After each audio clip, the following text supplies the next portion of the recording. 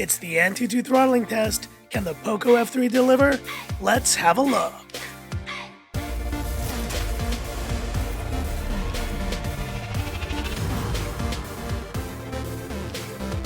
Hi guys, it's Frankie from Frankie Tech.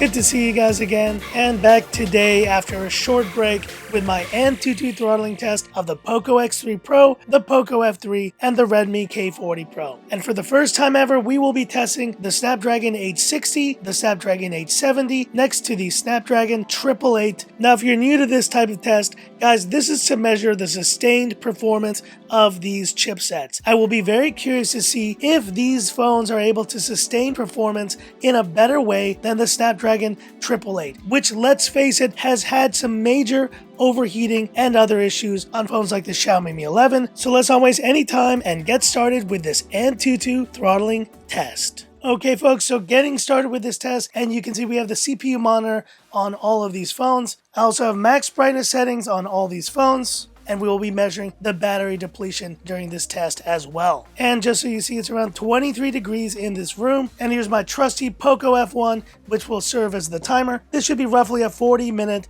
test. So let's get started with test number 1 on these phones. Here we go.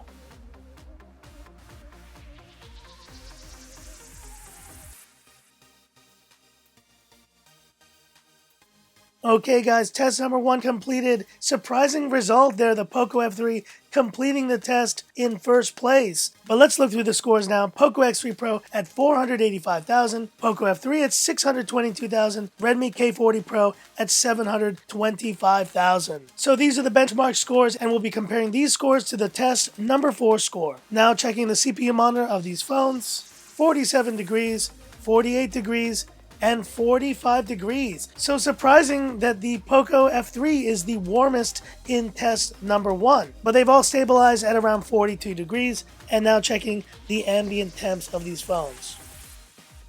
37.1, 39.6, 40.2. So pretty interesting result. And now let's go to test number 2 on these phones. Here we go.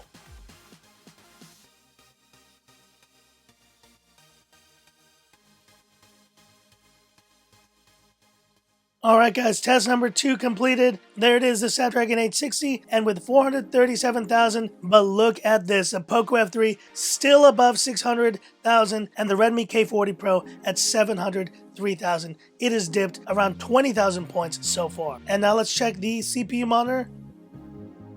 61 degrees, 49 degrees, and I think it was 48 degrees there. That was nuts. Was that correct? I've never seen a score that high. Now measuring the ambient temps. 40 degrees, 41.8, and 43.5.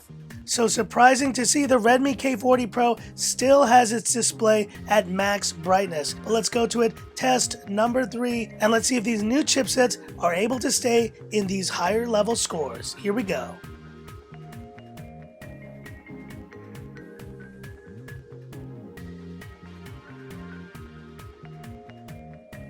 Okay, test number 3, still waiting here on the POCO X3 Pro. And now we see the POCO X3 Pro completes with a score of 413,000, and the POCO F3 is now at 575,000. Still a solid score considering where it started, but look at this K40 Pro. I did not expect this phone to show up these new chipsets at 692,000 after test number 3. Now let's go to the CPU monitor of these phones. 56 degrees, 51, and did I see 49, 50 degrees there? This POCO X3 Pro is actually getting plenty hot. And I would say of these 3 phones, the POCO F3 with the Snapdragon 870 is staying the coolest of the bunch. Now measuring the ambient temps, 41 degrees, 42.6, and 45 degrees on the Redmi K40 Pro. But let's do it guys, test number 4 to wrap up here. Let's see which of these phones wins this ANTUTU throttling test. Here we go.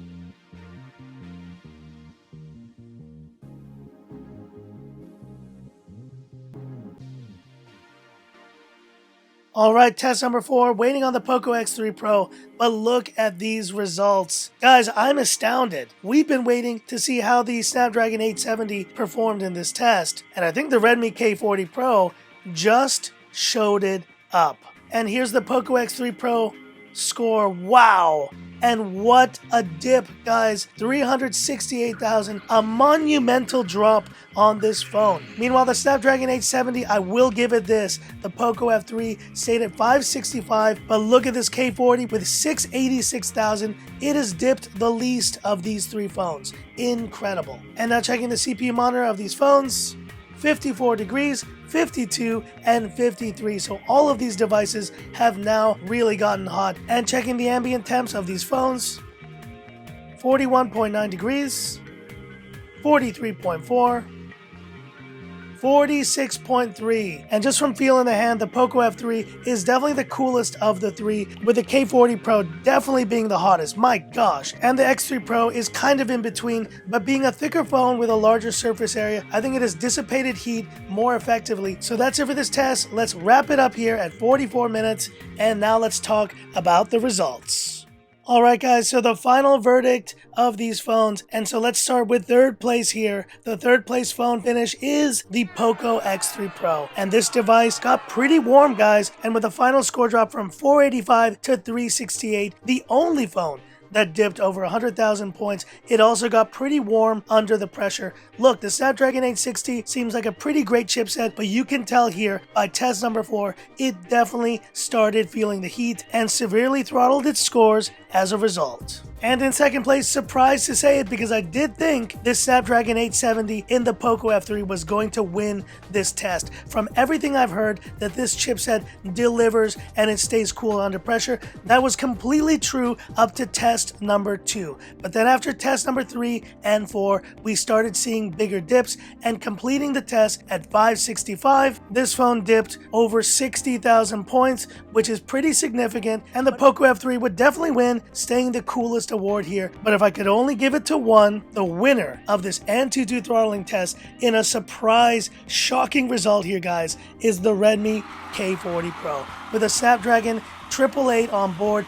Yes, this phone heated up, but look at this display. It is still bright. This phone dipped less than 50,000 points from start to finish, and because it was able to sustain performance in a shocking turn of events, the Redmi K40 Pro is the winner of this ANTUTU throttling test. Incredible. But not so fast, guys. We do have one other award to give out, and that is the battery award. And if you look at these results, the POCO F3 is the phone that dipped the least, from 100% to 84%, and the POCO X3 Pro was in second place at 83%. Now, the Snapdragon 888 definitely did well in this test, but it definitely suffered more in battery life, dropping to 76%. So you can decide how much weight you give battery performance in this ANTUTU throttling test, but these two phones definitely did a better job here over the Redmi K40 Pro. But hit me up in the comments. Which phone do you think won this test? And are you surprised as I am that the Redmi K40 Pro was able to stick it out here with the POCO F3 and managed to take the win? Hit me up in the comments. I'd love to hear about it. And that's it for this video. If you liked it, give me that thumbs up. And if you love the content of Frankie Tech, subscribe to the channel. Hit the bell icon for future updates. Stay tuned, guys, for more great content on both the POCO F3 and the X3 Pro here on the channel. Thanks for watching all my content as well. It's been a terrific week here on the channel, and I do appreciate all the support. So that's it, and this is where I leave you by saying, this is Frankie Tech signing off. Have a good one. Wow, K40 Pro. I did not expect that.